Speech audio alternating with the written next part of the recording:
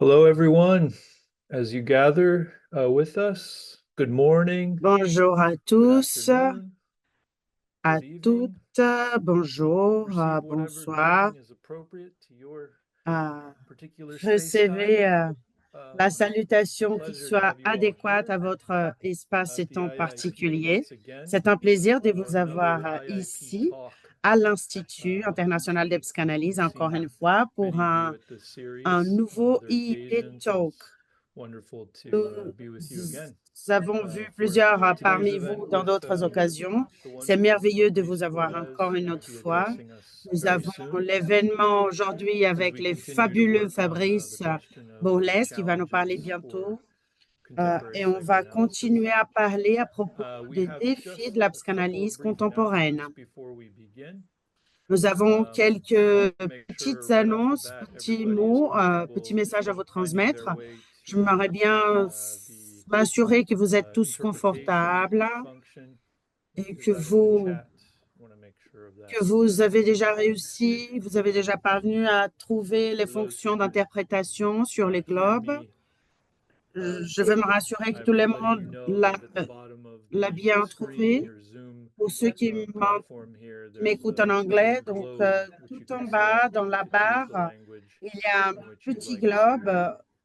to On listen. peut cliquer dessus Before we go pour any further, sélectionner la it's langue our que vous voulez policy of écouter hospitality here at the ce IIT to séminaire. give a brief Avant de audio continuer, comme description c'est as notre well politique for d'hospitalité, je anyone vais who is faire une viewing petite this audio who has description a visual impairment. pour I'm a white cis man with les brown gens hair and a qui beard écoutent and l'enregistrement clear et les glasses. séminaires et qui ont My un phone will handicap be hiding visuel. Donc, the je porte windows une barbe, j'ai les yeux clairs, je porte des quite lunettes aussi. Derrière moi, il y a drab deux orange grandes too. fenêtres. Um, and Il y a une chaise un hopefully peu that'll suffice. vieille aussi, un fauteuil Again, orange. we're going to be hearing J'espère que Fabrice in a j'espère moment, que c'est but just a suffisant. couple of announcements. Bon, on va This is not the écouter last of our Fabrice IAPE bientôt, talks. We mais have yet another un coming autre up next week, petit I mot believe, with Tatiana pour vous Gomez in informer que ce n'est Lisbon, pas le dernier EP Talks. addressing us in Nous en Portuguese avons only. un That, autre la semaine for that prochaine event, avec we don't Tatiana have Gomes. Elle va parler en the live portugais, seulement en translation, but portugais. On n'aura for pas de those traduction ophones who may want to en direct. continue this Mais journey pour with les us, lusophones, pour please les gens qui parlent once again join portugais us for et Tatiana's qui next veulent week. continuer cette journée avec Again, like all nous, the bah, other events, venez it's free. nombreux la It's semaine open to everyone. prochaine. Et comme Also, tous we les have a autres continuation of our événements Atelier IP series, Talks, c'est which gratuit. began Nous avons aussi une in the summer. continuation de la série Has been d'ateliers de a really jeudi. rich Je set of pense que nous avons discussions about commencé all ça kinds au of milieu de things. l'année. C'était une Covered the discussion waterfront, très, très riche essentially. à propos de plusieurs And thèmes. Jacques Conceição will be Nous avons joining us on the 10th and the discuté plusieurs 24th thèmes au niveau of conceptuel et la prochaine invitée, c'est for Jacques what I'm sure Conceição, will be a les very 10 et rich 24 intervention septembre. Ce sont en fait de in her mercredi, way. même So si l'atelier, c'est l'atelier de those are the jeudi. announcements Et I have at the moment, but I'm j'imagine gonna que ce quickly seront des introduce our interventions speaker très and kind of riches. hand it off to Donc voilà, avant Jorge, who's de going passer to la give us a parole little more information à about the Fabrice, goings-on at je the vais IAPE. So, passer la Dorothée, the parole à floor is Dorothée qui va yours. parler un peu plus à propos de ce qui arrive en ce moment au sein du IP. Olá a Dorothée, todos, c'est à toi. todas e todes, Bonjour à bem-vindos. tous, à Para toutes quem et à ainda tous. Soyez tous não les me conhece, bienvenus. me Pour chamo ceux qui ne me Dorothée connaissent pas Levi, encore, je m'appelle trabalho Dorothée. como coordenadora Je executiva do travaille Instituto comme Internacional de coordinatrice Psicanálise. exécutive à l'Institut Bem-vindos a international de todos que psychanalyse. estão aqui Soyez pela tous primeira vez. bienvenus. Não vou Pour me ceux qui sont prolongar, là pour la première fois, je ne vais pois pas me são para prolonger, mais iniciar as c'est formações juste que a un gente está peu pour vous oferecendo informer já les já formations que nous começando agora offrons em et qui setembro. vont commencer bientôt en septembre. Eu vou me apresentar. Eu Donc, sou je uma me présente mulher d'abord.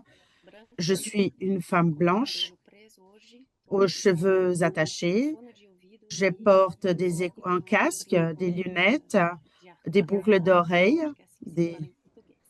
des boucles d'oreilles en Eu vou anneau compartilhar et minha tela je vais partager mon écran para avec apresentar para vous vocês as duas rapidement pour vous formações que nós présenter temos les formations, les deux formations nesse qu'on offre no cette IPE. année à Temos duas formações, l'Institut. Nous avons deux todas formations, 100% toutes les online, deux que são 100% en ligne. eu estou mostrando agora a minha Je tela em montre português. maintenant mon Vamos ver écran se eu en consigo portugais. compartilhar a tela Peut-être que je le montrerai aussi en anglais pour que le francophone puisse comprendre. Je parle portugais, tout le monde comprend avec l'aide des traductrices. Donc, la première formation, c'est à propos des fondements pour une psychanalyse contemporaine. Tout est en ligne de septembre à août et nous avons un programme très complet. Cette formation, elle est ouverte à ceux et celles qui sont intéressés à la psychanalyse d'une façon générale, ceux et celles qui ont cette curiosité ou qui veulent s'approfondir, et aussi pour ceux qui ont déjà un parcours plus long de clinique. Donc, juste pour vous dire que c'est vraiment très ouvert à tous. Et aussi, d'une façon plus large, cette formation, elle a des professeurs qui viennent des quatre coins du monde, mais aussi des étudiants qui viennent des quatre coins du monde. Donc, c'est quelque chose qui est vraiment très riche dans ces formations.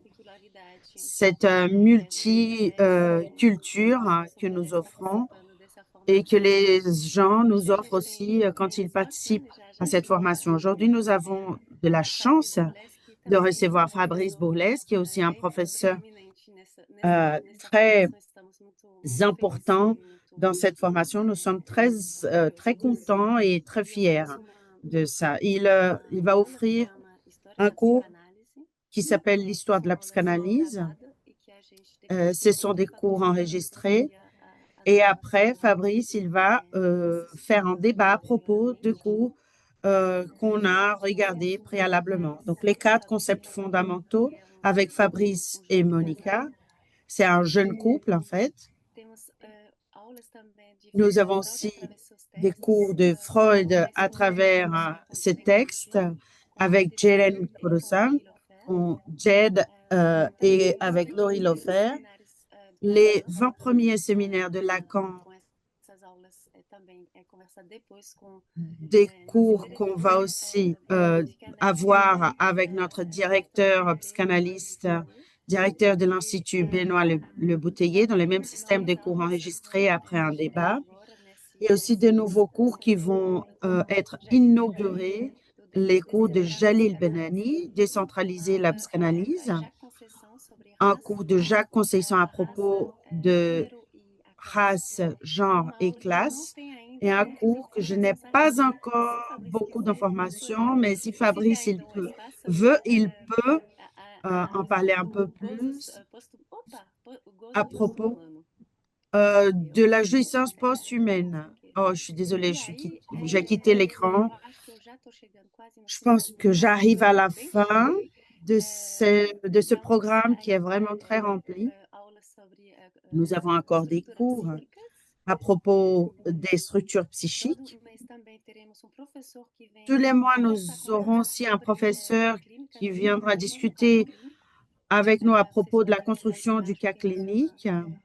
Nous avons ici une panoplie de professeurs, un grand nombre de professeurs qui viennent partager leur clinique avec nous et à chaque 2 mois, on aura un moment qu'on appelle temps d'écoute, le temps d'écoute où on va pouvoir approfondir, poser des questions ou approfondir des sujets. Ce qui nous paraît très important, c'est un moment aussi de discuter avec la classe en général. Donc, c'est ce qu'on peut offrir. Carole va tout mettre sur les chats à propos de cette formation. Il y a aussi le lien où vous aurez accès à cette page avec des informations à propos des valeurs, la durée, le calendrier, etc., etc. Quelques témoignages d'élèves qui sont passés par le IP, c'est réel, nous sommes là, nous sommes vivants et nous essayons d'être contemporains. Maintenant, je vais partager avec vous l'autre formation. Benoît, tu pourrais me dire si on peut voir l'écran rose maintenant? Tu peux juste me faire un OK? OK, très bien. Donc, cette formation, elle est plutôt adressée aux gens qui ont déjà une pratique clinique. Nous l'appelons technique pour une clinique contemporaine.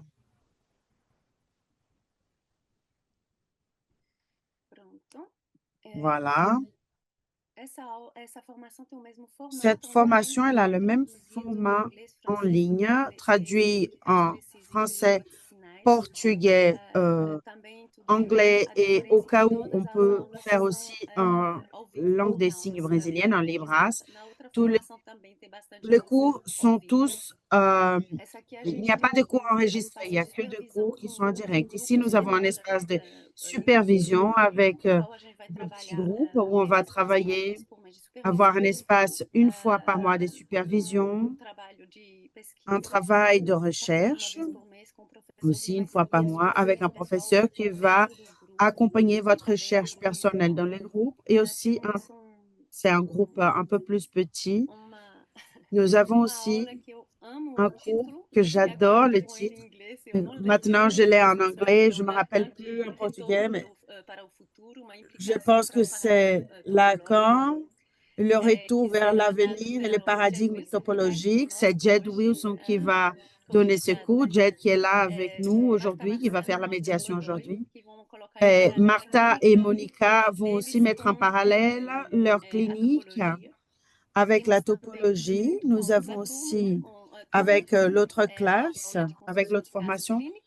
le cours de E construction des cas também agora cliniques. com o Jed Wilson Et teremos todos ici, os avec meses Jed, uma nous aula sobre aurons as tous les técnicas de mois psicanalítica. Então, un gente, cours à todo propos des mês techniques psychanalytiques. Donc, tous les temático mois, bem nous específico avons sobre as une thématique técnicas. très spécifique à propos des Nessa techniques. formação, iremos ver os Dans últimos cette encontros formation, nous allons voir le a dernier Lacan, donc le 27 com séminaire Benoît 21 Bouteiller. à 27 E é avec Benoît isso Le para esse Bouteiller. programa maravilhoso da Et formação voilà, sobre c'est as le técnicas. programme de la formation à propos des Não techniques. hesita, a gente está colocando aqui N'hésitez pas, hein, nous mettons ici les, inscrições abertas les até segunda inscriptions qui agora. sont Então, ouvertes corre jusqu'à mais, lundi. Donc, que a gente vai deixar uma dépêchez-vous. flexibilidade Nous allons bien para sûr quem laisser un quiser peu de fazer a inscrição. souplesse A pour gente vai ceux et celles qui sont là acho et que qui veulent se abrir um s'inscrire. pouquinho mais de tempo para receber On va vous vocês donner com un peu calma, plus se de vocês temps pour vous desejam recevoir participar avec dessa du calme si formação. jamais vous voulez Tá bom? participer à Eu cette declaro formation. um excelente Je vous souhaite conferência com une Fabrício. excellente Fabrício, conférence avec Fabrice. vou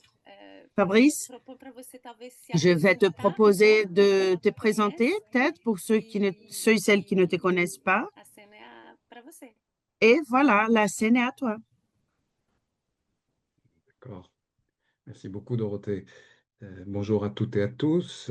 Je vais d'abord me présenter pour les personnes non-voyantes.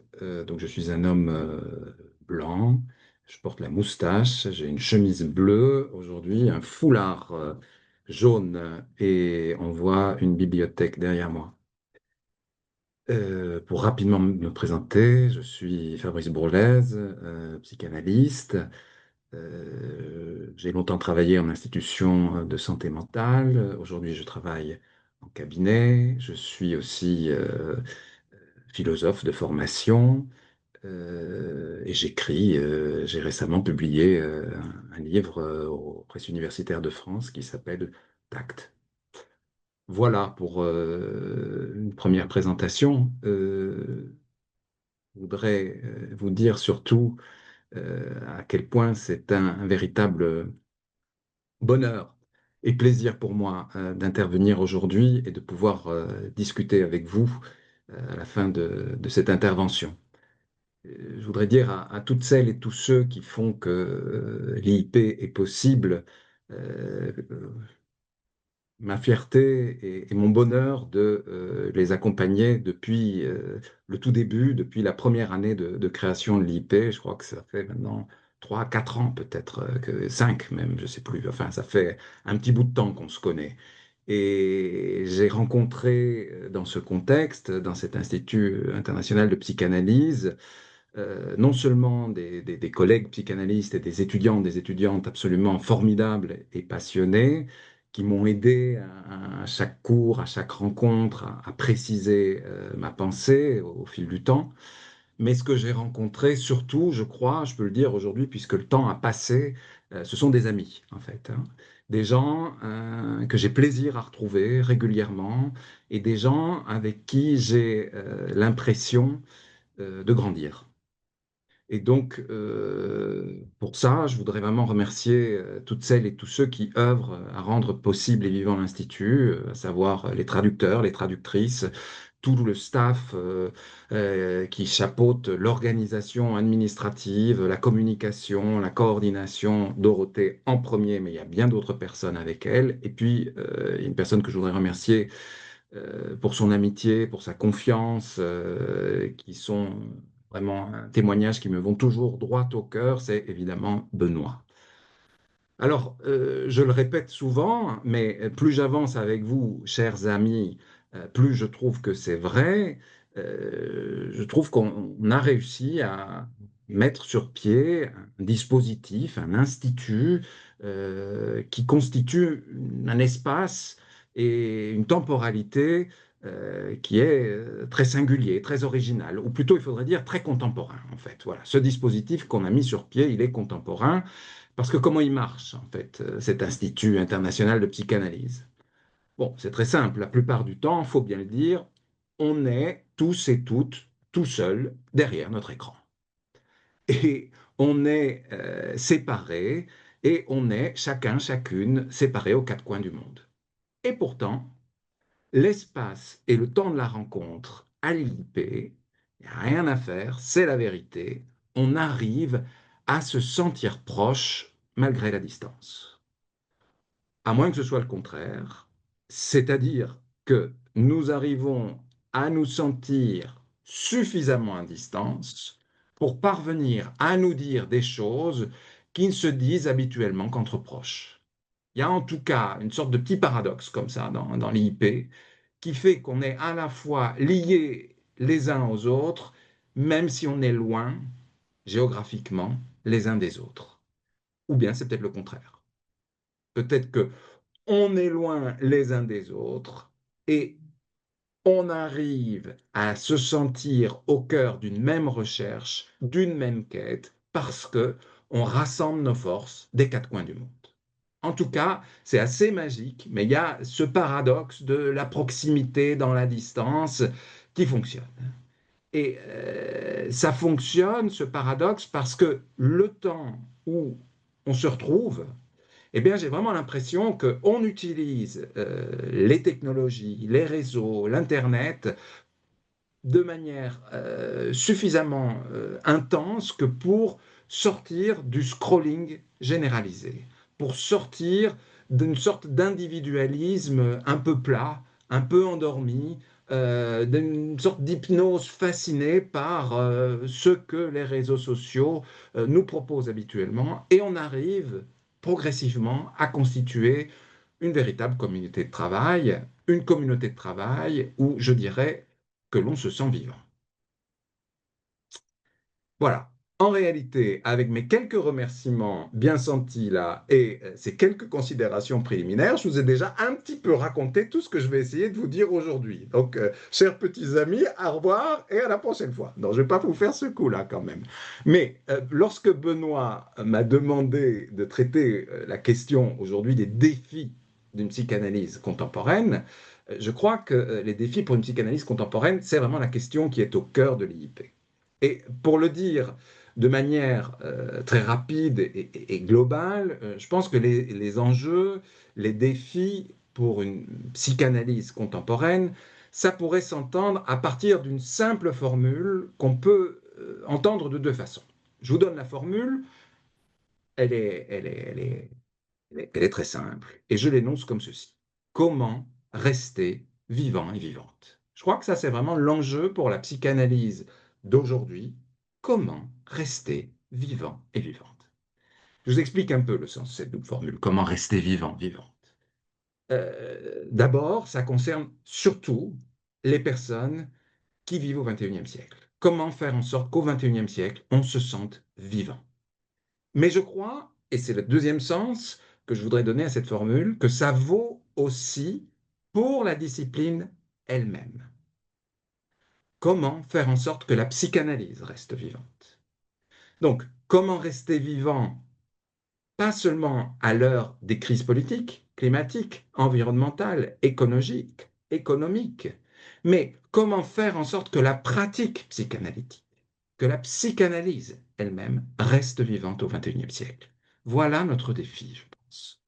Comment rester vivant en tant que discipline et comment rendre vivants et vivantes celles et ceux qui participent à l'aventure de la psychanalyse. Je vais essayer de développer ça. Donc, première manière d'entendre le défi que m'a lancé Benoît, c'est évidemment essayer de préciser, de redémontrer, une fois de plus, ce qui se joue depuis sa naissance dans la psychanalyse. Et c'est-à-dire essayer de remontrer, de redémontrer comment la psychanalyse aide à réveiller le désir. Et vous me direz, mais oui, Fabrice, c'est formidable, réveiller le désir, mais enfin, face à la catastrophe mondiale qu'on traverse, face à Trump, face au réchauffement climatique, face au réchauffement des mers, c'est tellement grave et c'est tellement inédit ce que l'on vit et ce que l'on traverse, la psychanalyse, elle ne peut pas grand-chose par rapport à ça. Comment peut-elle nous aider, la psychanalyse? Et vous aurez bien raison de me dire ça. C'est vrai que la situation qu'on traverse aujourd'hui, elle n'est pas très drôle. Mais on peut aussi se dire par rapport à ça, c'est une évidence de le répéter, mais enfin, c'est important que Freud, bah, il a quand même connu la Première Guerre mondiale, il a connu la crise de 1929, et il a aussi connu la montée des fascismes et des nazismes. C'est pendant ce temps-là qu'il a écrit l'entièreté de son œuvre. Alors, bon, je ne sais pas ce qui est le pire des deux, mais en tout cas, ce qu'on peut se dire, c'est que Freud écrit une œuvre dans un contexte qui n'était pas très joyeux non plus. Il y a quand même plus drôle que le contexte dans lequel a vécu Freud. Et donc, je me dis que peut-être justement que pour ça, la psychanalyse peut encore nous aider à faire en sorte qu'on se sente vivant malgré tout. Je voudrais croire à cette hypothèse-là. Parce que malgré les circonstances terribles que Freud a traversées, il a réussi à penser quelque chose d'incroyable, à savoir, il a réussi à penser une discipline, une pratique qui n'arrive, n'est possible que par la surprise. Freud a donné ses lettres de noblesse à la surprise. Je dirais que la rencontre clinique, qu'elle ait lieu dans un cabinet ou dans une institution, la rencontre clinique, c'est une rencontre avec quelque chose, avec ce à quoi on ne s'attendait pas. C'est une rencontre avec ce qui va nous réveiller, avec ce que on pensait ne pas penser jusque-là, avec ce qu'on pensait ne pas pouvoir dire jusque-là, ne pas pouvoir raconter aux autres comme à soi-même. La rencontre clinique, c'est une rencontre avec de l'inattendu. Et attention, c'est un point important, cet inattendu, il va autant surprendre l'analyste que l'analysant ou l'analysante. Je dirais que la surprise clinique, elle est toujours partagée. Et partagée, en français, c'est à la fois avoir en commun et aussi diviser. Hein. Par exemple, en français, on dit qu'on partage un appartement, on est colocataire, ou qu'on partage les transports en commun. Mais en français, on va dire aussi qu'on est partagé sur une question. Et quand on est partagé sur une question, ça veut dire qu'on n'est pas d'accord, qu'on hésite, qu'on est divisé. Ou bien on partage tout simplement un gâteau, on divise le gâteau, là aussi. Donc, la surprise en psychanalyse, elle est toujours partagée. Ça va, les traducteurs, traductrices? Oui? Bon, je continue alors. J'ajouterai aussi que l'inconscient, pour le meilleur comme pour le pire, c'est ce qui va nous déloger de nos habitudes et de nos certitudes. En fait, l'inconscient, c'est ce qui interrompt le bon sens. C'est ce qui vient faire énigme. C'est ce qui nous laisse perplexes. C'est ce qui va arrêter le développement en ligne droite de la pensée. c'est ce qui va interrompre la progression linéaire. L'inconscient, c'est exactement l'inverse de ce que fait le plan que le coach vous prescrit pour résoudre vos problèmes. Hein. L'inconscient, c'est exactement le contraire de je vais résoudre vos problèmes en 2 temps, 3 mouvements. Je vais vous aider à perdre du poids en 6 semaines, top chrono. Je vais faire en sorte que vous allez réussir à avoir un sommeil parfait ou arrêter de fumer en 3 séances. Eh bien, quand on se réfère à l'inconscient, on sait que ces promesses-là, elles ne marchent pas.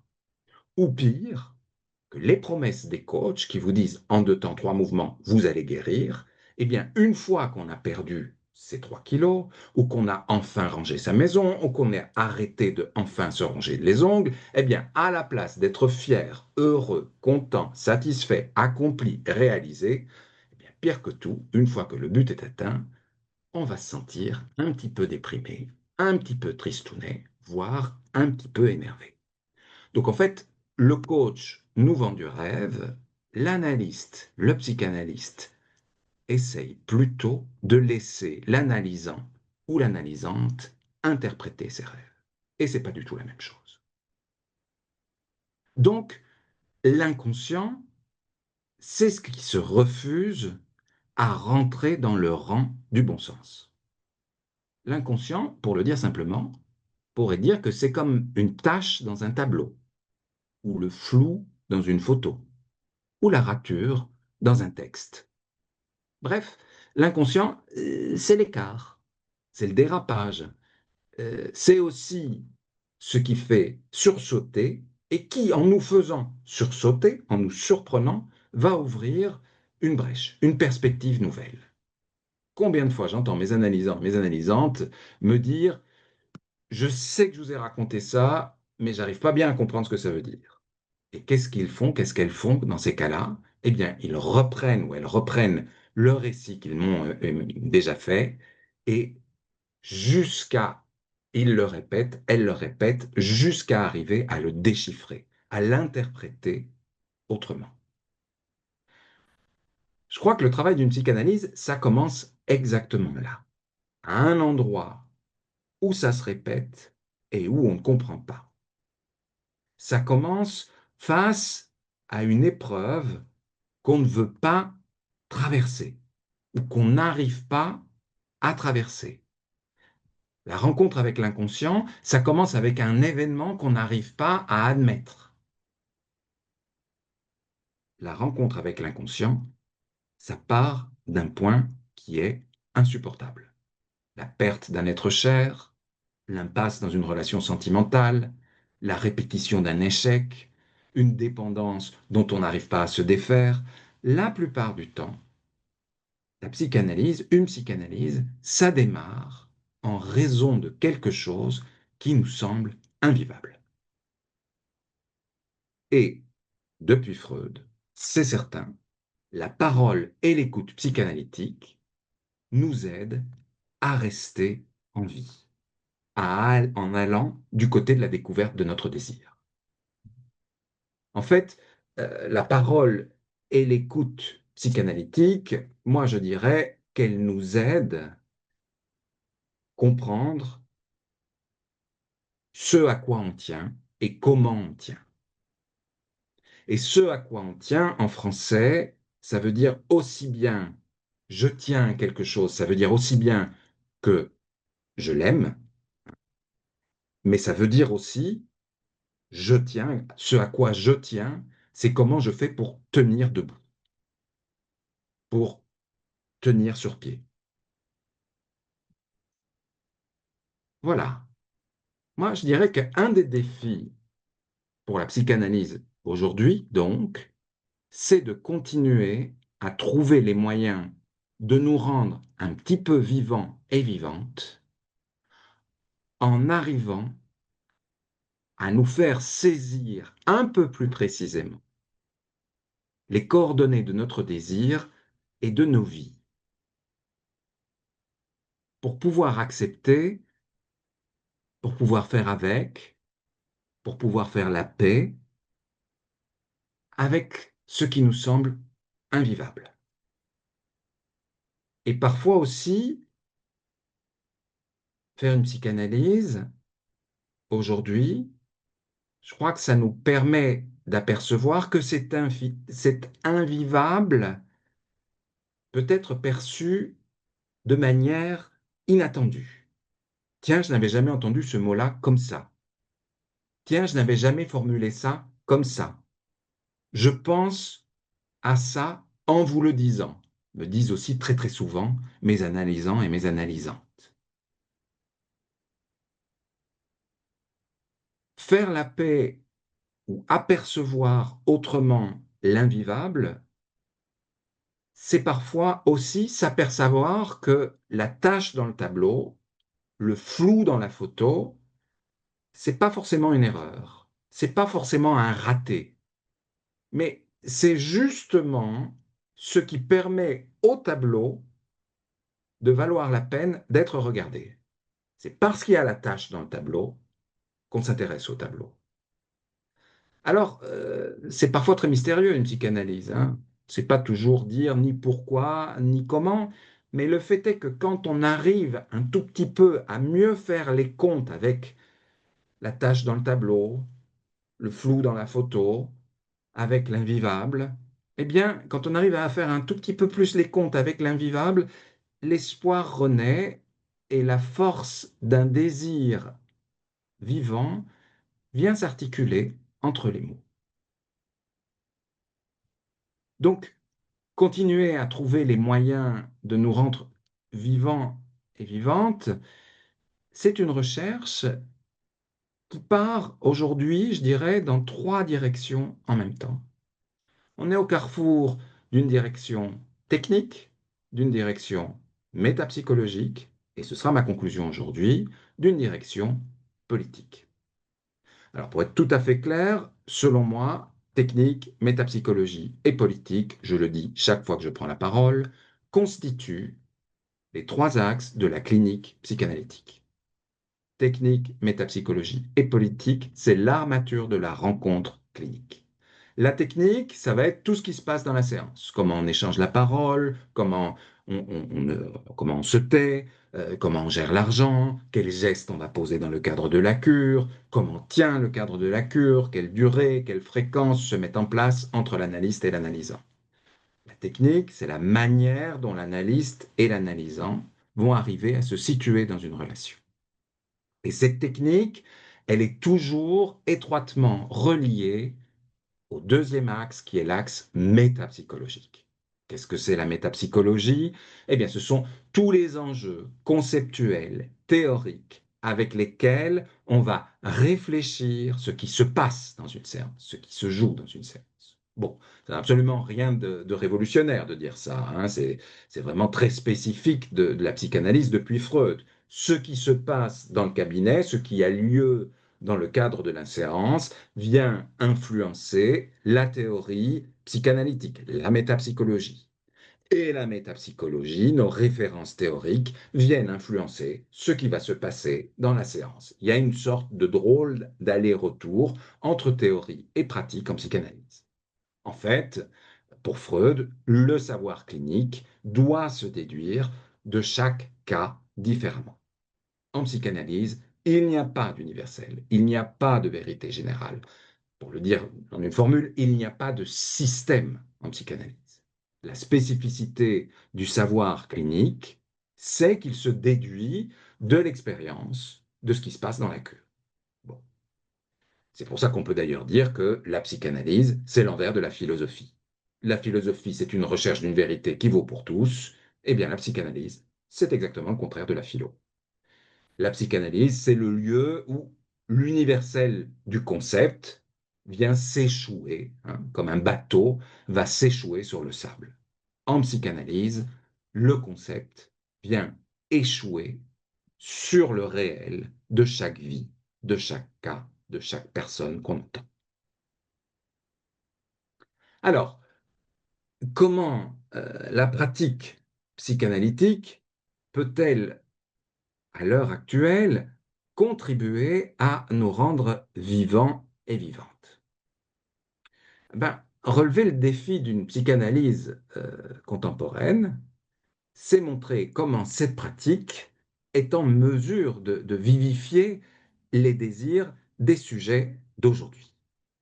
Et concrètement, ça, je crois que ça veut dire trouver des manières inédites d'interpréter. Ça, pour moi, c'est vraiment un point qui se situe à la croisée de la métapsychologie et de la technique psychanalytique. Et c'est la question la plus fondamentale, et en tout cas c'est celle qui me semble la plus compliquée, la plus intéressante, et c'est celle que je mets au travail à peu près dans tous mes cours à l'IIP. Comment est-ce qu'on interprète? Comment on fait pour interpréter un sujet quand on est dans la position de jouer pour ce sujet le rôle de l'analyste? Alors évidemment, il y a une réponse qui est banale et basique à cette question, c'est on interprète au cas par cas. On interprète chacun, chacune de manière différente. Bon, c'est très bien cette réponse, mais je crois que ça ne suffit pas de répondre ça. Et il m'importe de faire comprendre aujourd'hui qu'on ne pratique pas les mêmes formes et formats d'interprétation à l'époque de Freud, au temps de Lacan, qu'à l'époque actuelle. Je crois que l'interprétation, les manières d'interpréter varient au cours de l'histoire de la psychanalyse. Et je pense que c'est fondamental de continuer à laisser varier les interprétations. Prenons un exemple, pensons à Mélanie Klein. Mélanie Klein, elle interprétait les enfants qu'elle écoutait. Et bon, je vais caricaturer un petit peu, mais enfin, pas tant que ça. Tous les jeux d'enfants, tous les dires d'enfants que Mélanie Klein, que ce soit sur le dessin ou ou dans les jouets avec lesquels il s'amusait avec elle, ils étaient édipianisés. Hein. L'interprétation, c'est toujours du type, ah, la petite voiture, c'est papa. Tu rentres la voiture dans le garage, ah bah alors le garage, c'est forcément maman. Bon, on voit bien que ce genre d'interprétation, ça vaut ce que ça vaut, quoi. Dans un autre genre, prenons l'époque du triomphe de l'interprétation signifiante lacanienne, époque sans doute glorieuse où l'on coupait les séances sur les homophonies signifiantes au bout de 3 minutes, comme faisait le maître de la rue de Lille, Jacques Lacan. Bon, à cette époque-là, la séance, elle n'était pas à durée variable. La séance, elle était courte pour tout le monde. 5 minutes, boum. L'analysant disait, par exemple, ah, tiens, demain, je vais à la mer. Boum, clôture de séance, coupure de séance. L'analyste disait, ah ben oui, vous allez à la mer, vous allez chez votre mère. Boum, 60 euros, 500 francs français, coupure de la séance. Interprétation. Bon, dans un cas comme dans l'autre, je ne pense pas qu'on puisse encore interpréter comme ça aujourd'hui. Et je crois que c'est important de saisir que la manière dont on interprète, c'est-à-dire la manière de couper une séance ou de coudre dans le discours de l'analysant, hein, l'interprétation, c'est souvent une coupure ou une couture dans ce que vous dit la personne que vous écoutez. Eh bien, la manière de lui indiquer quelque chose dans son histoire, dans ce qu'il ou elle vous raconte, et ne veut surtout pas entendre, hein, parce que c'est ça le jeu d'un analysant ou d'une analysante, c'est qu'il raconte des choses, mais qu'au fond, le point essentiel, il ne veut pas l'entendre, eh bien, c'est la manière de pointer l'invivable, euh, la manière de pointer quelque chose d'inédit ou une répétition qui se fait jour dans le discours de quelqu'un, eh bien, cela va varier votre manière de pointer l'inédit, votre manière de pointer l'insupportable, de pointer l'invivable. Ça va varier en fonction du cas que vous écoutez, bien sûr, mais ça va aussi toujours varier en fonction de la théorie, de la métapsychologie que vous avez en tête. Vous voyez comment ici, métapsychologie et technique se renvoient l'une à l'autre, sont liées l'une avec l'autre. Hein. C'est-à-dire que le clénien qui dit ah papa c'est la voiture, maman c'est le garage, croit dur comme fer à l'Édipe pour dire ça. Tout comme la lacanienne qui coupe la séance au bout de 3 minutes et qui vous dit ah la mère, homophonie signifiante, boum. Et elle est convaincue que derrière ce qui s'entend, pour le dire avec Lacan, dans l'étourdi, derrière ce qui s'énonce, il y a le dire du sujet inconscient, et que ce dire ne surgit que grâce à l'équivoque signifiante hors sens. Bon. Et je ne crois pas que ce soit intéressant de dire « Ouh là là, comme c'est ringard, Mélanie Klein » ou « Ouh là là, comme c'est génial, Jacques Lacan ». Je pense que les choses doivent être prises de manière beaucoup plus complexe. Je crois que tout dépend toujours de comment on lit les textes et de comment on utilise les théories, qu'elles soient lacaniennes, freudiennes, kleiniennes ou autres. On peut être un brillant analyste kleinien à partir du moment où on arrive à manier avec tact l'interprétation édipienne. Et on peut être une parfaite imbécile lacanienne si on impose systématiquement une séance courte de 3 minutes à tous ces patients et toutes ces patientes. Moi, je dirais de manière beaucoup plus modeste, et en reprenant des choses que j'ai déjà écrites par ailleurs, que l'interprétation, c'est le temps et le lieu du tact. Hein. Pour s'autoriser à pointer quelque chose à quelqu'un ou à quelqu'une, il s'agit de trouver le bon moment et la bonne distance pour pointer, pour indiquer que de ce côté-là, à ce moment-là, il y a peut-être quelque chose d'un peu inédit qui surgit pour elle ou pour lui. J'ai l'habitude de dire que cette interprétation psychanalytique, elle est tactique. Et dans tactique, il y a évidemment tact. Hein. L'interprétation tactique, c'est quoi? C'est l'envers de la stratégie. Alors, qu'est-ce que c'est la stratégie, vous allez me demander? Ben, la stratégie, c'est ce qui régente les grands ensembles. Et c'est ce qui gère tout le monde de la même manière.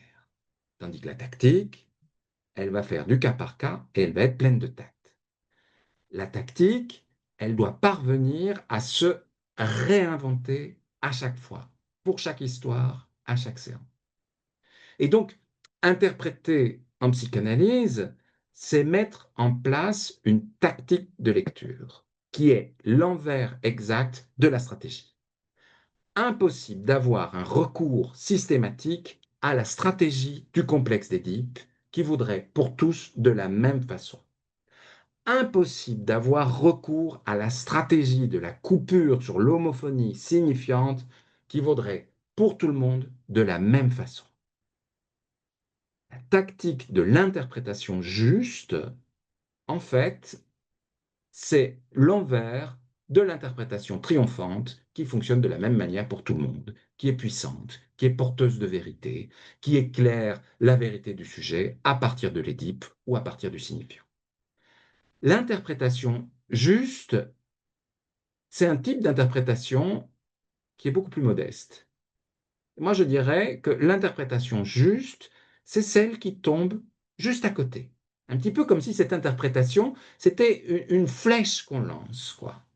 Et cette flèche, elle ne doit jamais viser le cœur du sujet qu'on écoute, mais elle doit plutôt se hisser jusqu'à lui, elle doit plutôt l'effleurer. L'interprétation juste, elle va tomber juste à côté de ce qui est invivable pour le sujet. Et le sujet pourra s'emparer ou pas de la flèche. Pourra s'emparer ou pas de la flèche pour la lancer un petit peu plus loin.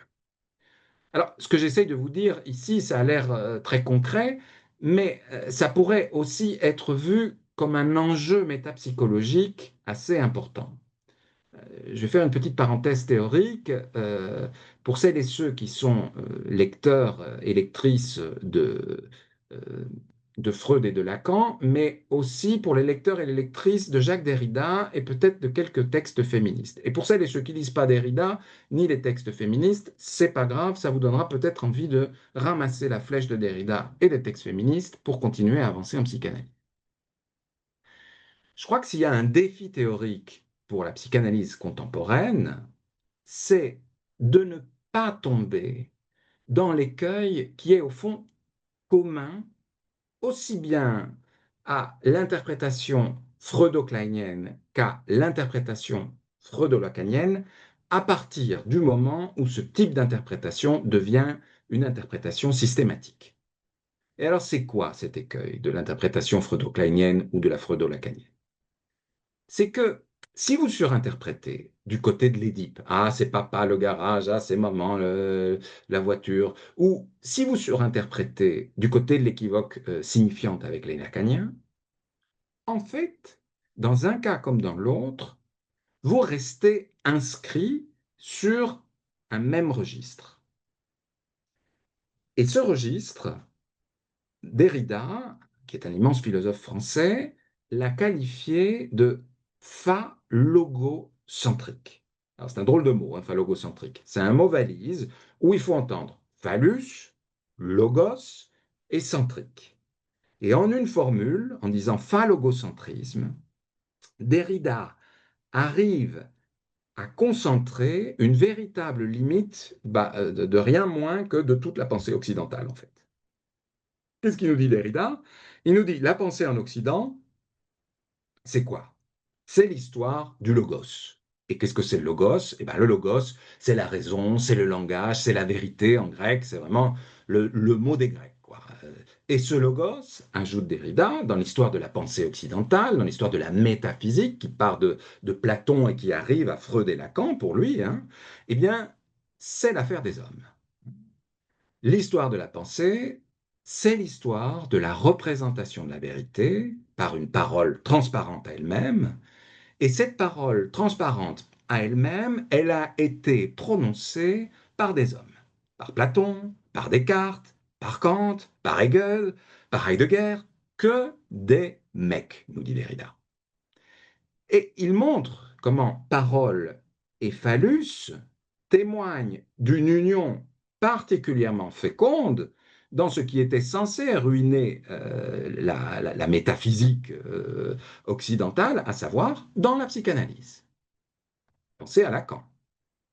Lacan n'hésite pas à intituler un de ses textes parmi les plus importants des écrits, La signification du phallus. Et dans ce texte, Lacan a l'intention de montrer que la signification dépend toujours du phallus. Et bien avant Lacan, Freud, qu'est-ce qu'il nous dit? Eh bien, il structure toute la sexualité à partir de l'importance donnée au phallus. D'où, évidemment, les critiques et les réserves, qui sont pour le moins justifiées, de nombre de féministes vis-à-vis de la psychanalyse. Les féministes disent aux psychanalystes, à raison, hein, mais vous croyez vraiment qu'il faut partir du phallus pour expliquer la sexualité féminine et pour expliquer le sens ou la signification en général? Ben non, en fait, disent les féministes. Donc, dans ce mot valise de phallogocentrisme, attention, il faut aller plus loin, tout a de l'importance. Il ne s'agit pas seulement d'insister sur phallus et logos, et le lien qui entretient le phallus et le logos, mais il faut aussi insister sur centrisme. Parce que quand même, on a toujours une tendance, nous dit Derrida, à penser les choses à partir du centre. Et ça, c'est un point très intéressant parce que très souvent, quand on pense aux ouvertures de certains psychanalystes contemporains, ils se disent friendly, ils se disent inclusifs, hein, et ils accueillent bien volontiers les minorités LGBTQIA+, dans le dispositif psychanalytique. Bon, c'est formidable d'être friendly, c'est très bien d'être inclusif. Mais ce que Derrida nous montre en pointant le phallogocentrisme de la pensée, c'est qu'il y a une limite fondamentale à l'inclusivité. Et qu'est-ce que c'est la limite de l'inclusivité? Eh bien, c'est qu'elle intègre les marges dans le centre. Elle ramène les marges à l'intérieur du centre. Et donc le centre reste au centre. Et on ne change rien du tout au fonctionnement du système de la pensée lui-même. La tactique à mettre en place à partir des textes de Derrida, à partir de sa pratique de philosophe, c'est la déconstruction. Hein, ça, c'est ce que Derrida a mis en place comme idée philosophique forte. La déconstruction, qu'est-ce que ça veut dire? Ça veut dire qu'il s'agit toujours d'aller lire les textes, pas depuis le centre, mais depuis les marges. Et à quoi ça sert de s'intéresser aux marges pour aller relire les textes? Eh bien, ça montre que le centre, en réalité, ça n'est jamais qu'une illusion perceptive qui a été répétée. Le centre, c'est une illusion de la perception. Et si on lit depuis les marges, ça permet de décentrer la pratique, ça permet de décentrer la théorie. Autrement dit, on pourrait très très bien penser l'interprétation, on pourrait très très bien penser la sexualité, les sexualités, on pourrait très très bien penser le sens à côté du phallus et à côté de la parole présente à elle-même. Derrida nous donne un conseil qui est celui de privilégier l'écriture à la parole pour étudier l'inconscient. Un drôle de truc, ça, parce qu'on est quand même dans la talking cure en psychanalyse. Talking cure. Eh bien, Derrida nous dit, intéressons-nous à ce qui fait, à ce qui laisse une trace, à ce qui fait sillage, à ce qui fait marquage, plutôt qu'à la seule logique de la parole parlante phallocentrée. Voilà, j'avais dit, hein, que c'était une parenthèse très théorique. Mais en fait, c'est aussi une parenthèse très concrète, hein. On est toujours entre technique et métapsychologie. Qu'est-ce que ça veut dire, cette parenthèse derridienne? Ça veut dire qu'elle nous invite, cette parenthèse, à nous interroger. Qu'est-ce qui, dans le récit de vie de la personne qu'on écoute au cours d'une analyse, est venu s'inscrire, s'écrire sur le corps de cette personne qui est en train de nous parler, dans sa manière de vivre son rapport au corps? Qu'est-ce qui s'est écrit? Derrida donne une indication importante. Il nous dit qu'il s'agit de sortir notre manière de réfléchir le monde et la clinique de la seule référence au phallus. Mais pas tellement le phallus comme simple image ou comme représentation de l'organe masculin, hein, mais plutôt en tant que le phallus structure le langage, structure le logos, l'usage de la parole, en tant qu'il structure notre grammaire inconsciente la plupart du temps, et surtout, peut-être en tant qu'il structure notre regard. Parce que si vous pensez à ce que Laura Mulvey a pu écrire sur le male gaze, par exemple, c'est en lien avec le phallus. Et elle faisait une critique, évidemment, du regard. Le phallus triomphant, il est toujours visible. Pensez au Trump Tower, non? Phallus triomphant. Tandis que si vous n'avez pas le phallus, depuis Freud, vous êtes soudainement relégué du côté des invisibles, du côté du dark continent en tant que femme. Ben, je crois que c'est politiquement très important de se dire que la clinique ne doit pas forcément tourner autour d'un centre polarisé par le lien qui se tisse entre parole et phallus. Parce que sinon, ben, on risque de reléguer au silence, on risque de reléguer du côté de l'indicible, de reléguer du côté du non exprimable, ce qui relève du soi-disant dark continent, ce qui ne s'impose pas avec la clarté toute puissante de l'énonçable. On risque de rendre notre écoute systématique et sourde à ce qui échappe justement à la ligne droite, érigée, à la narration claire, à l'identité. Or, c'est ce qui intéressait Freud au départ. Ce qui intéressait Freud au départ, c'était ce qui n'était pas visible, c'était ce qui n'était pas énoncé clairement. Mais vous comprenez bien ici, et j'en ai presque terminé, qu'on est en train de glisser. Vous voyez bien qu'on est passé progressivement d'une question technique, comment on interprète, à une question beaucoup plus théorique, métapsychologique, comment penser la clinique et l'interprétation en dehors du phallogocentrisme. Et mon début de réponse aujourd'hui, ça a été de vous dire, tiens, si ça c'est un des enjeux contemporains de la psychanalyse, je pense que ce serait intéressant de repenser du côté du tact. Hein, je suis en train de récapituler tout ce que je vous ai dit jusque-là. Bon. Et dans tact, on entend bien qu'à la place d'avoir la question du regard, on a la question du toucher qui insiste.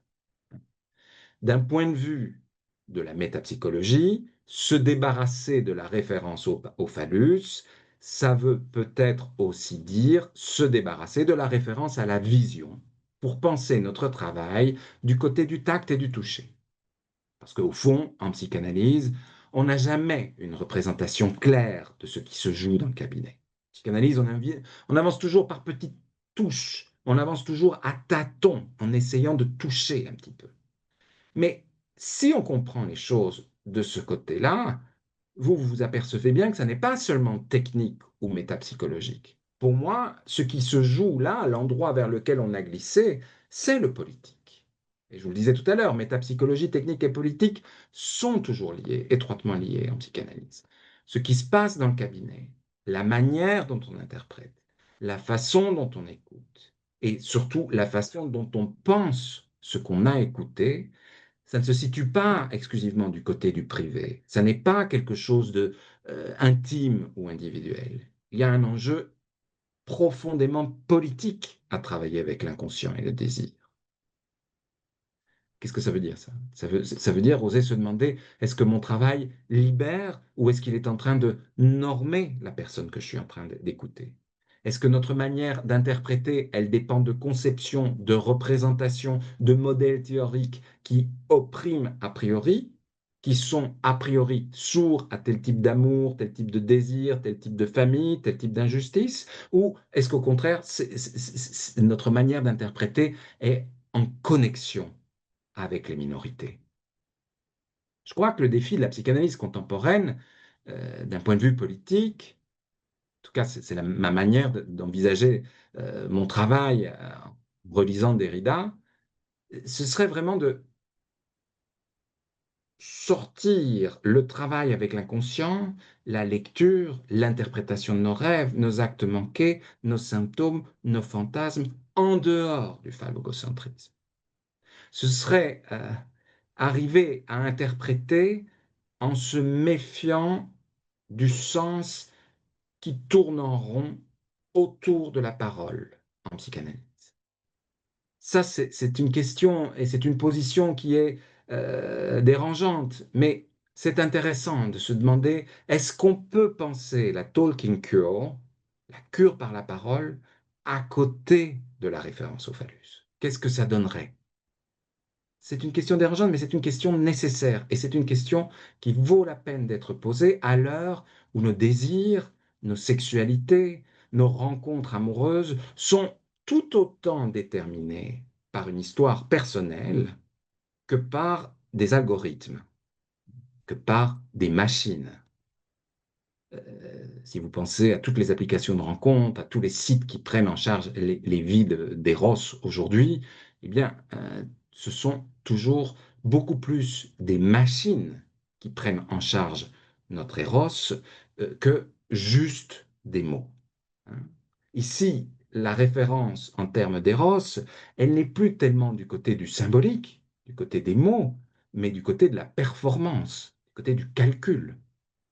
Alors voilà, je crois que le défi de l'interprétation psychanalytique, c'est arriver à faire face à ces nouvelles manières de configurer nos jouissances.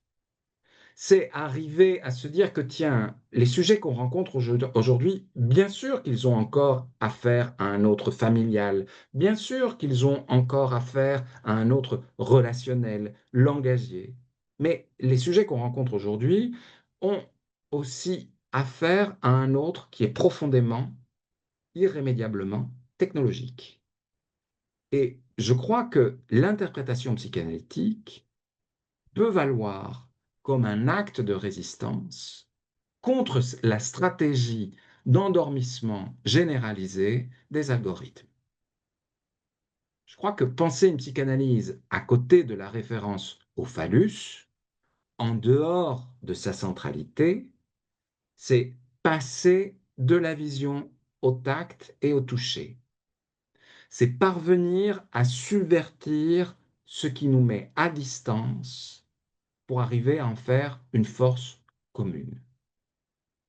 Et je crois que ça, c'est un enjeu technique, métapsychologique et politique. Et je crois que c'est l'un des principaux défis pour que nous, comme notre discipline psychanalytique, restions vivants et vivantes aujourd'hui. Je vous remercie.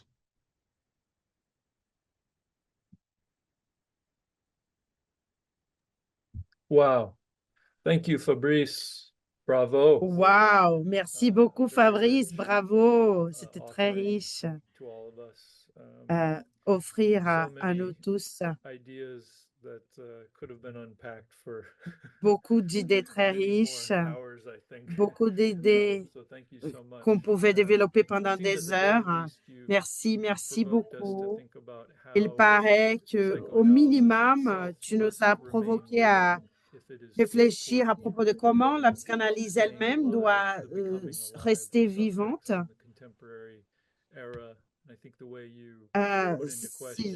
servir pour servir de base pour que les sujets deviennent plus vivants à la contemporanéité.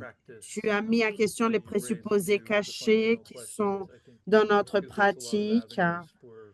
Tu as posé des questions fondamentales qui nous a permis de ressusciter la psychanalyse dans le XXIe siècle. Et maintenant, tu peux ouvrir une discussion, poser des questions, soyez à l'aise.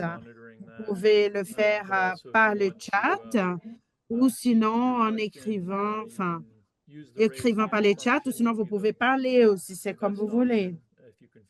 Vous pouvez juste lever votre main et je pense que c'est sur les réactions. Nous avons déjà une question. Moreau. Fabrice, bonjour. Fabrice, bonjour. J'ai toujours merci pour votre conférence, premièrement. Et je suis toujours très inquiète avec ce terme politique.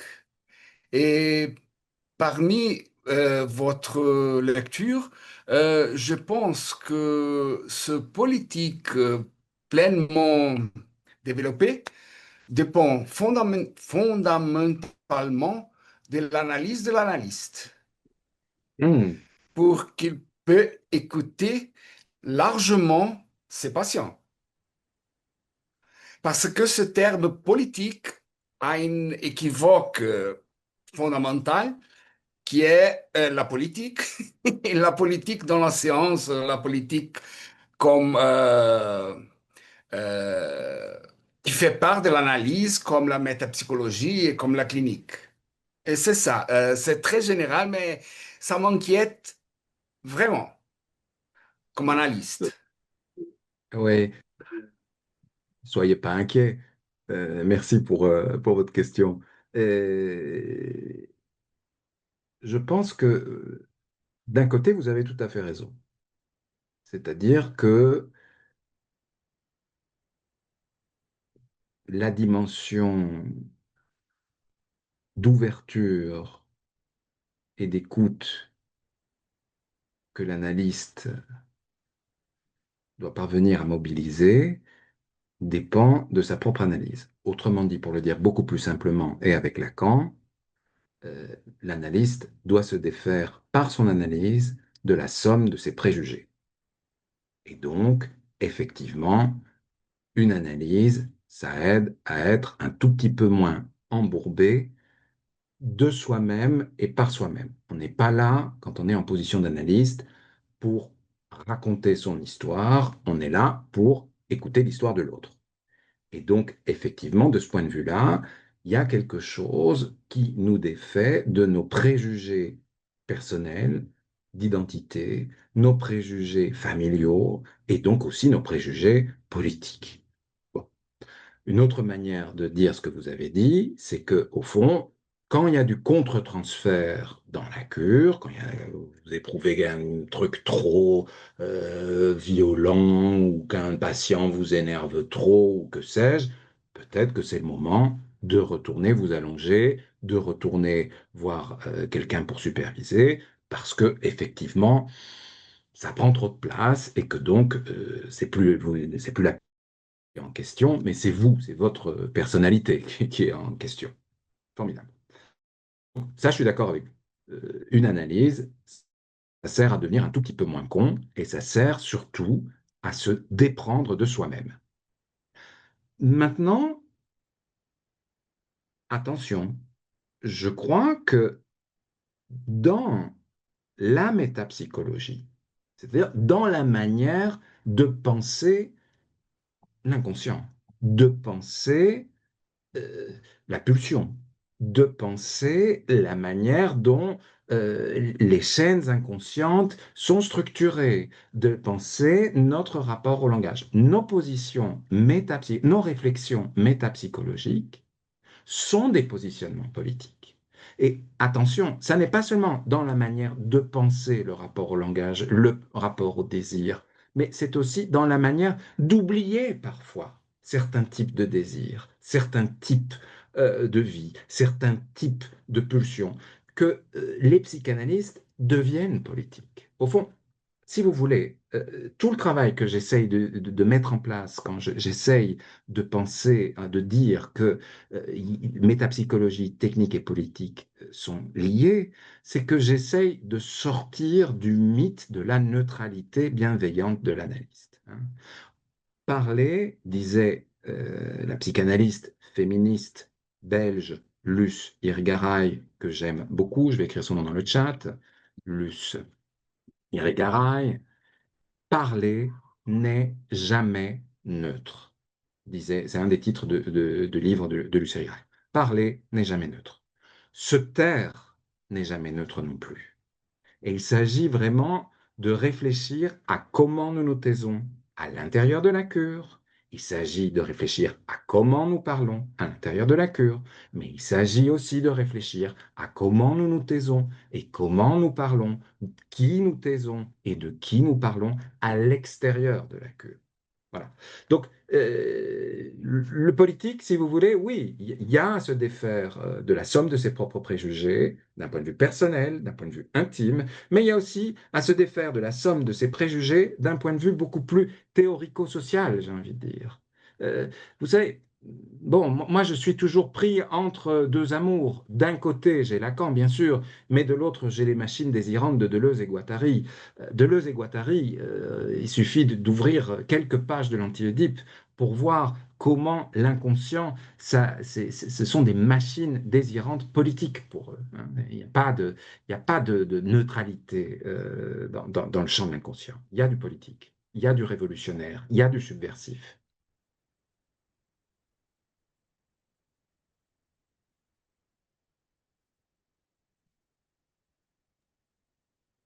Thank you very much for that.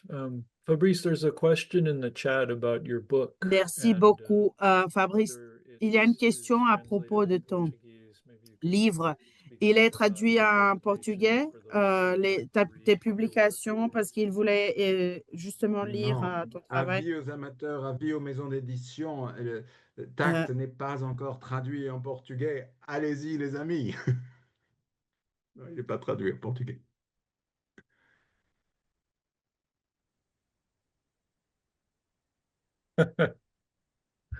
It begins now. Let's let the Voilà. word reverberate out to the. Ça Exactly. commence maintenant. On va éparpiller la parole. On va répandre Anyone la else have a parole. question? Let's spread the On a, Yes, spread the word. Just to remember that queer psychanalyse n'est pas traduit aussi. Hein? juste pour dire que la queer portugais. psychanalyse n'est pas Bon, on a de l'espoir pour Queer Psychanalyse. N'est-ce pas, Fernanda? While others are gathering their questions, maybe I'd like to pose something, if you don't mind, il y a des Fabrice. questions, donc j'aimerais bien I love poser une question moi-même. Your remarks about J'ai interpretation. adoré I think they are tes remarques à right propos to the heart of the d'interprétation. matter. But I Je have a pense question que that's been c'est vraiment au sort cœur of plaguing me for a while. de la matière. The Je pense qu'il y a une concept of question qui me interpretation poursuit is one depuis of un those moment. instances where C'est les concepts um, d'interprétation. we run C'est into une a des certain limit instances in où resignifying an old traditional nous word. And if nous we need confrontons to aux invent limites à la resignification d'un mot signifiers for this, traditionnel, un vieux mot, et si on doit inventer des nouveaux signifiants intervention, dans I've une not yet been façon satisfied plus with the basée, words une I've intervention been plus basée comparing with. sur les But tacts, I je ne wonder suis if pas you encore think satisfait there's something in the avec le concept mot of, que or j'utilise, the concepts mais that are est-ce qu'il suggested by the y term a quelque chose à interpretation, propos des laden as concepts it qui is sont with the history suggérés that it par has, le that, terme interprétation might avec toute son histoire qu'elle represent a bit of porte, a cage sometimes? peut-être I don't know. What do you think?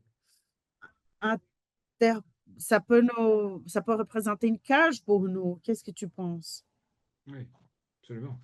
Je suis tout à fait d'accord. L'interprétation, ça peut devenir une boîte qui enferme. Et tout le travail, c'est de faire en sorte que l'interprétation reste vivante. Moi, ce sera, Dorothée me disait de faire un peu un teasing sur le cours sur les jouissances post-humaines que je donnerai dans le cadre de l'IIP. C'est véritablement la question qui, dans la clinique, me semble la plus marquante, la plus urgente. Je m'aperçois que très souvent, les gens que je rencontre sont autant marqués par le signifiant, par l'histoire familiale, etc., mais que la jouissance, ce qui les encombre le plus, ce qui revient le plus toujours à la même place aujourd'hui, n'est pas seulement quelque chose de l'ordre de quelque chose qui se met en mots, mais j'ai vraiment l'impression que l'analyste aujourd'hui, il est confronté de manière très tangible, directe, à des substances qui sont des substances synthétiques. Je pense aux drogues de synthèse, je pense à des addictions aux écrans, qui sont des choses vis-à-vis desquelles des dimensions de rapport au corps vraiment, où l'interprétation langagière classique euh, elle peine un tout petit peu à avoir une prise, en fait. Et donc, je me dis qu'il s'agit vraiment de ne pas s'enfermer dans la manière d'interpréter à la papa, j'ai envie de dire. C'est-à-dire, on a eu comme ça d'abord l'interprétation freudienne qui vient rajouter du sens au sens. Bon, très bien.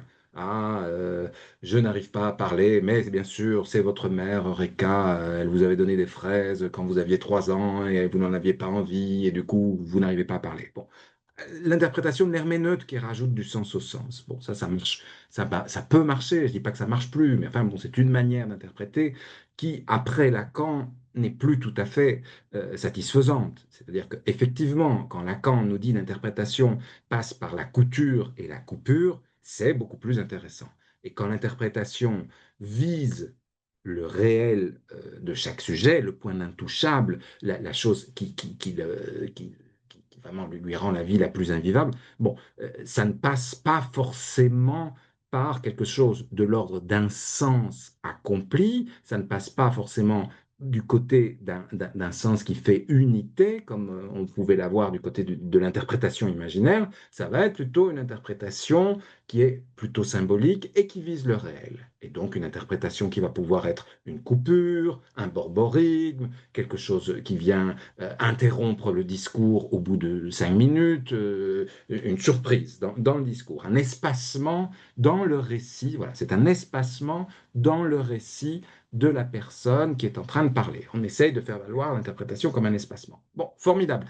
Le fait est que j'ai l'impression que même ce type d'interprétation-là risque de devenir une ritournelle, en fait, de devenir un ronron, si pratiqué avec trop de certitude, avec trop d'habitude, et si confronté à des types, des modalités de jouissance qui, au fond, sont un petit peu différentes de la jouissance provoquée par l'inscription langagière. C'est-à-dire que les machines, j'ai l'impression qu'elles ont un effet sur nos corps qui nécessite un autre type d'interprétation qui reste à inventer. J'ai évidemment aucune recette toute faite, mais moi, c'est ce qui m'intéresse de penser aujourd'hui. C'est-à-dire, comment est-ce qu'on sort de l'interprétation de l'herméneute? Comment est-ce qu'on sort l'interprétation du cercle herméneutique?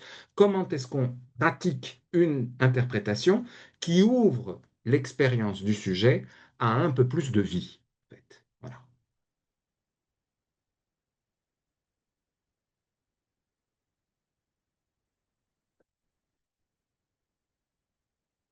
Thank you very much. Doro, do you want to handle some of these questions in the chat? Sim, a gente tinha uma pergunta Merci no beaucoup. chat, mas a pessoa acabou de Nous falar avons que já foi une respondido. question sur les chats, mais la Então, personne vient de foi dire que respondido. c'est déjà répondu, que tu viens de le répondre. Donc, voilà, c'est déjà répondu. E outro How's comentário that for tact? J'ai un autre commentaire do Josué, de que tá falando Josué grato, qui dit Fabrice. Merci beaucoup, Fabrice. Je pense à propos de cette position des tacts sur une surface, quelque chose qui n'a jamais lieu sur quelque chose de plat, mais sur une surface bien singulière. Complètement. Surface bien singulière, surface que de manière voilà, lacanienne ou de manière très féministe aussi avec quelqu'un comme Anne Fausto Sterling,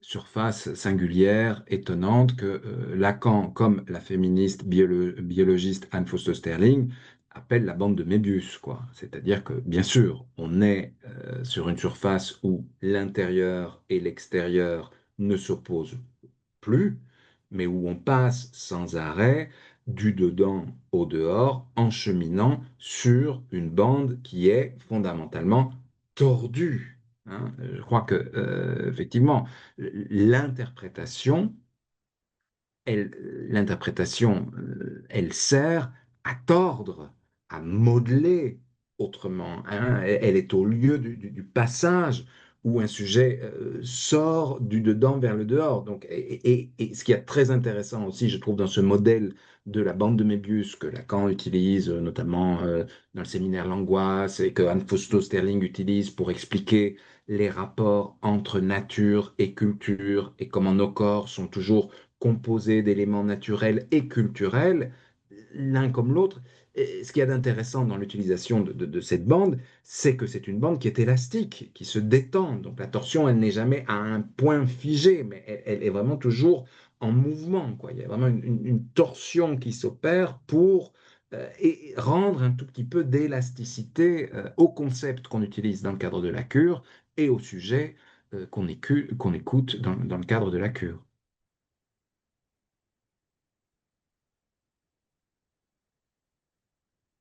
D'autres questions, remarques?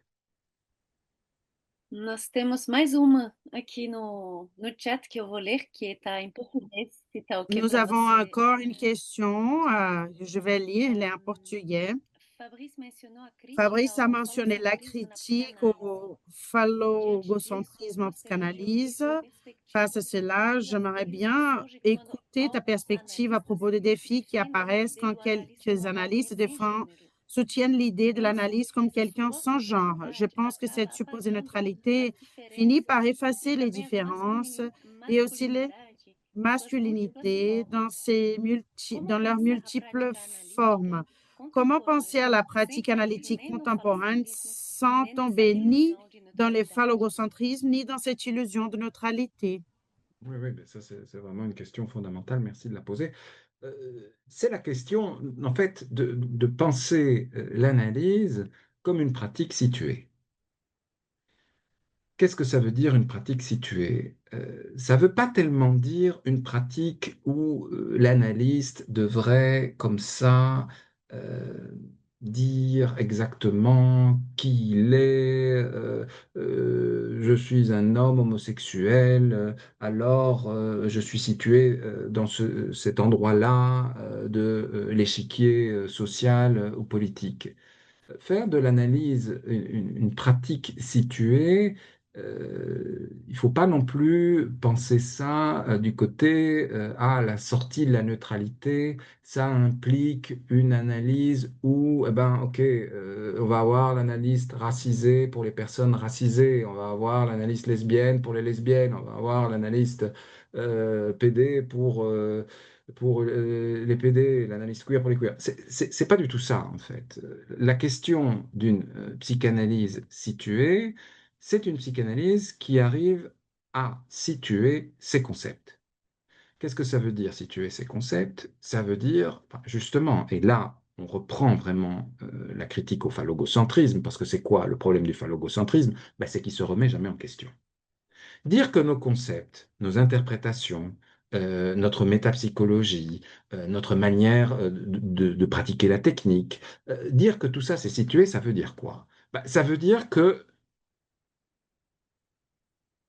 la psychanalyse, elle est toujours inscrite dans un temps, dans un lieu, dans un moment donné. Et les concepts aussi. Ça veut dire que l'universel n'a pas grand-chose à faire en psychanalyse. Ça veut dire que l'injouissance, eh ben, elle se décline de manière différente en fonction de l'époque dans laquelle on est. Ça veut dire que, au fond, nos concepts ont une histoire. Nos concepts doivent toujours être pris de manière ouverte, malléable, plastique. Ça veut dire une psychanalyse située, c'est une psychanalyse où, au fond, on s'aperçoit que à partir du moment où on oublie de se situer, on pense qu'on est universel et c'est à partir de ce moment-là qu'on devient le plus oppresseur.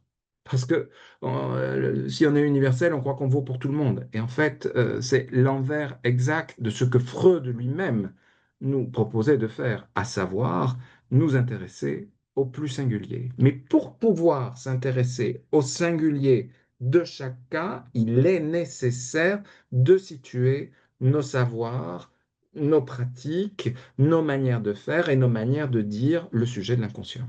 Et donc, il est important de se dire que ben, le sujet de l'inconscient lui-même, ben, il varie, quoi. Je veux dire, très clairement, le sujet de l'inconscient, tel que Freud le formule et tel que Lacan le formule, c'est pas.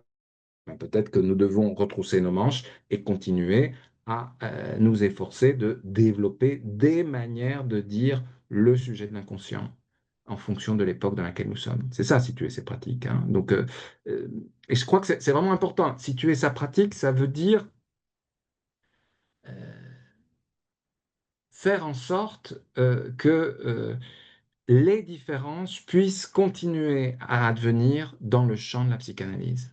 Voilà. Si vous ne situez pas votre pratique, si vous pensez que votre pratique, elle est universelle et inchangeable, en fait, vous pensez à partir du même. Donc, vous voyez, j'essaie vraiment de renverser la critique qu'on fait aux psy-situés, parce que très souvent, on dit les psy-situés, c'est pas bien, parce que les psy-situés, c'est un truc narcissique, ou les psy-situés se disent, se mettent trop en avant, en disant, ah, moi je suis psy, lesbienne, et issue de l'immigration. Non, c'est pas ça. Situer sa pratique, c'est vraiment arriver à faire advenir les différences au pluriel, quoi. C'est arriver à situer ces concepts pour se dire que, tiens, il n'y a pas d'universel, en fait, dans notre travail. Il y a des configurations, il y a des instants où on pense les choses comme ça. Dans l'histoire de la psychanalyse, tel concept a été pensé comme ça à un moment donné, et puis bah voilà, le concept du phallus, peut-être qu'on peut le remettre en question. Peut-être qu'il a été central au moment où Lacan écrivait ses premiers séminaires, mais peut-être qu'aujourd'hui, on peut dépasser ce truc. Peut-être qu'on n'en a plus besoin. Peut-être qu'on va l'utiliser autrement. C'est vraiment situer sa pensée, ça veut dire permettre que des différences adviennent plutôt que de toujours rester sur le registre du même.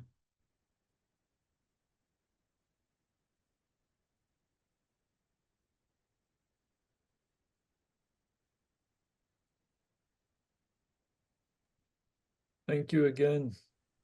I think we have Merci time beaucoup for de nouveau. probably Je pense one que or nous two avons peut-être questions. le temps pour encore un ou Does anyone else maxi want deux to questions. Est-ce que raise a quelqu'un question or d'autre bring a veut poser une comment? question ou apporter un commentaire? Go ahead, please. Oui, s'il vous plaît. I can speak in Portuguese. Je peux parler en Diante portugais? dessa OK. pergunta que eu fiz ao Fabrício Cette sobre question que j'ai posée de esse Fabrice, local, né, que j'ai posée à situado, né, Fabrice, da à psicanálise, cette position por que située eu de la fiz essa psychanalyse. pergunta? Pourquoi Em j'ai posé cette transmissão, question? pelo Parce menos qu'en aqui no território transmission, au brasileiro, moins eu ici, tenho en territoire percebido, venho brésilien, percebendo je perçois, que je me há rends uma compte resistência de alguns qu'il y a une analistas, e résistance de principalmente quelques homens, em analystes, debater surtout les temas hommes, como à débattre masculinidade, des thèmes em comme les falar do lugar do masculinités, sujeito parler racializado, em de falar la do lugar, position du né, sujet do sujeito que racisé, tem que parler de la perpassa position sobre du o marcador da sujet sexualidade. E um colega traversé me par le disse marqueur de la que sexualité. Et un a gente collègue precisa separar m'a marcador dit qu'il social faut de savoir séparer subjetividades, les marqueurs sociaux des que na clínica, subjectivités, na que dans pesquisa, la clinique, o dans la marcador social recherche, ele le marqueur aparece social, il como apparaît algo que comme quelque precisa chose ser e que precisa ser falado e pontuado. Mas na qui clínica doit a être gente tem que parlé tratar o marcador et social pointé. como uma Mais dans la subjetividade. clinique, le Contudo, marqueur tem social, il faut ditado faire la aqui no différence de la Brasil, subjectivité. especificamente Pourtant, il y a un dicté au Brésil, na il y a região un onde eu dicton au moro, Brésil que dans diz la région assim: où se tem j'habite qui dit lembrete é porque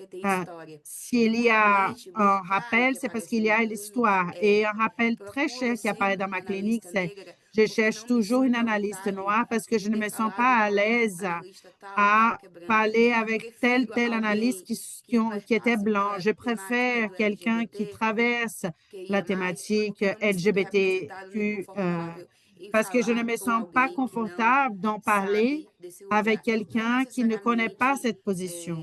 Pas forcément quelqu'un qui soit immersé dans cette pratique de la vie, mais qui d'une certaine façon puisse m'écouter. La vraie, entre guillemets, cette chambre d'écoute sans jugement. Donc, je vois qu'il y a du jugement dans l'écoute. Je pars d'une position racialisée et où les races, les ethnies, les genres sont très présents dans la clinique où je m'inscris. Et cependant, quand je regarde un individu, je regarde toujours son histoire. Donc, ce n'est pas mon histoire qui est racontée, mais c'est mon écoute qui est posée. Je suis là pour comprendre l'histoire de celui qui arrive jusqu'à moi. Mais ces histoires, elles arrivent déjà marquées par la douleur de ne pas avoir été écoutées dans un autre lieu. Je te remercie l'opportunité.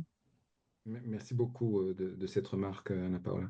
C'est exactement ça. Et puis, ce qu'il faut se dire surtout, c'est que quand on est privilégié, on ne s'aperçoit pas de ses privilèges. On ne se rend pas compte qu'on est privilégié quand on est privilégié. Et on ne se rend pas compte non plus de la manière dont, la plupart du temps, ces privilèges oppressent d'autres personnes. Et donc, effectivement, ce collègue qui vous dit, ah, mais dans la clinique, il n'y a pas de ça, parce qu'on ne s'intéresse qu'au sujet, bon, ben, il s'aperçoit peut-être pas vraiment de la manière dont rien que le fait de penser la clinique comme ça, de se dire, ah, mais il y a d'un côté la clinique et puis de l'autre les questions sociales, euh, c'est une position extrêmement privilégiée, c'est une position qui est extrêmement oppressante, en fait. Et donc, bien sûr que quelqu'un qui est racisé et qui a envie de parler de son propre rapport à la souffrance qu'il a pu, et de la manière unique dont cette souffrance a pu être rencontrée dans son parcours de vie par rapport à des questions raciales, bah, il est évident que cette personne, elle va peut-être se sentir plus à l'aise avec vous qu'avec quelqu'un d'autre. Qu'est-ce qu'on est en train de dire là simplement? Ben, on est en train de dire que voilà, le transfert, c'est pas quelque chose d'universel. Que le transfert, il est inscrit socialement, politiquement. Le transfert, ça n'est pas seulement quelque chose d'intime entre moi et mon analyste, mais c'est aussi quelque chose qui a besoin, qui fonctionne par rapport à une discipline, en fait. Et donc, évidemment que c'est fondamental qu'il y ait des analystes qui se situent du point de vue du genre, du point de vue de la race, du point de vue des minorités. Pourquoi? Pas seulement parce que, ah, ben alors je vais me sentir à l'aise avec toi, parce que je pense que tu as vécu la même oppression que moi. Non, mais justement pour montrer comment il n'y a pas la psychanalyse, il n'y a pas l'universel de la psychanalyse. Il y a des gens qui pratiquent et il y a une diversité de praticiens et de praticiennes. Et c'est grâce à ça qu'un transfert par rapport à la discipline peut advenir. Donc, merci pour votre remarque, évidemment. Je suis tout à fait d'accord.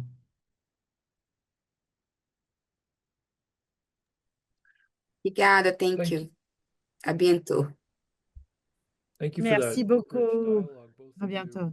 We Muito, are up against the merci clock, beaucoup de but do you ce think, riche Dorothée, it'd be dialogue. okay Mais if we received this last Dorothée, question from je Ramon? pense, It's est-ce two qu'on parts, peut but avoir cette dernière it has question to do ou with qu'est-ce que tu en penses? psychoanalysis in the Global South. Le psychanalyse Go et over one moment. peut-être qu'on va juste prendre First, encore they une. say, how can we make psychoanalysis answer the Comment question of the Global South countries like je India, peux China, faire que la Nepal, and psychanalyse small réponde à la countries? question Followed by psychoanalysis à speaks of propos the des pays unconscious du and Sud desire to be global comme le structured by the Népal, other. l'Inde, le In my Brésil. life, La past is psychanalyse always acted parle as de the brutal l'inconscient, others, est structuré dictating my par social l'autre. worth and possibilities. How does psychoanalysis help Dans ma understand the vie, psychic effects of systemic caste classe oppression? dicte And toujours can it la illuminate a classe, path for la a subject chaste, like me to pardon, assert desire est and partie de agency ma beyond the subjectivité. imposed Et comment je structures? peux avoir une subjectivité en agence au-delà de ces structures imposées dans ma société? une petite parenthèse. Je veux bien que tu répondes, Fabrice, mais on a nos traducteurs qui sont déjà pendant. As pessoas estão já.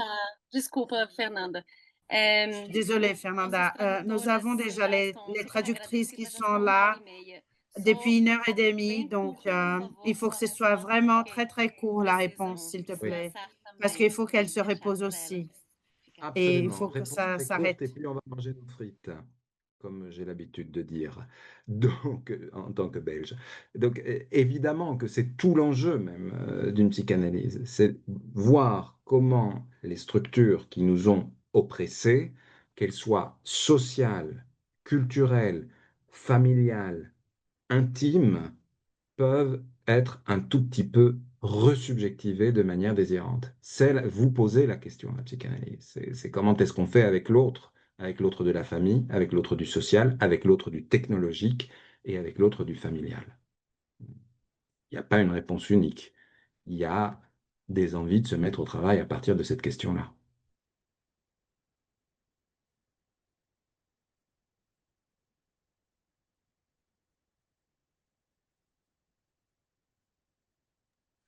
Okay, thank you. Once again, Time for Fabrice French Boilez, fries. Merci beaucoup. On va for partir this, aux incredible frites. dialogue, Merci beaucoup pour wonderful ce talk. This was dialogue illuminating. incroyable. C'était Everyone, vraiment don't incroyable. forget, Tout le all the monde, upcoming n'oubliez events, pas Tatiana Gomez next les week. autres événements qui Don't forget vont to look into venir. our formation programs that Tatiana will be beginning Gomes, very les soon. formations, les programmes de And, formation qui vont please join commencer us at bientôt. all Et future IID events. rejoignez-vous Like, dans you tous can les also find us événements on qui vont social media, venir. on the Vous website. pouvez trouver tout ça Thank sur you nos again, réseaux everyone, sociaux. for Merci participating, beaucoup à tout and le have a monde lovely d'avoir weekend. participé à ce séminaire incroyable et bon week-end à tous et toutes. Merci, au revoir.